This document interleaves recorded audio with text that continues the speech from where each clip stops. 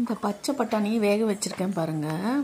சாதா பச்சை பட்டாணின்னு நினச்சா இதில் எவ்வளோ மேலே சாயம் வந்து கலந்துருக்கு பாருங்கள். அப்படியே கலர் வந்து தண்ணியில் கொதிக்க வைக்கிறப்ப அப்படியே வெளியில் வந்து பச்சை கலரில் தெரியுது.